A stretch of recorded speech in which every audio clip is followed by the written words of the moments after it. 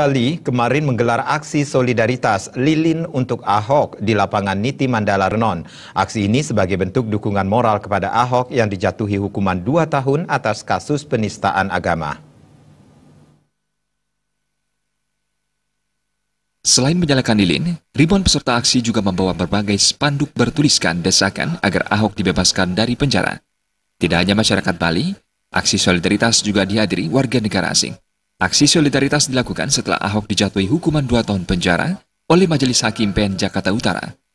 Ribuan massa yang berasal dari suku, ras, dan agama yang berbeda juga menggelar doa bersama untuk bangsa dan negara Indonesia, serta menyanyikan lagu-lagu kebangsaan sebagai bentuk kecintaan terhadap negara kesatuan Republik Indonesia. Salah seorang orator aksi solidaritas, Angelin, mengatakan, aksi solidaritas sebagai bentuk dukungan kepada Ahok serta tegaknya Pancasila, Undang-Undang Dasar 1945, NKRI, dan Bhinneka Tunggal Ika. Perbedaan di antara kita juga kan agak jauh, jadi kita ingin menunjukkan solidaritas kita aja, gitu, simpati kita kepada beliau juga.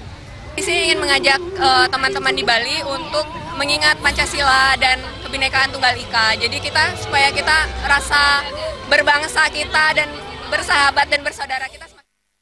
Ribuan massa juga meneriakkan anti-radikalisme, anti-diskriminasi, dan anti-anarki yang menjadi ancaman serius bagi keutuhan bangsa dan negara.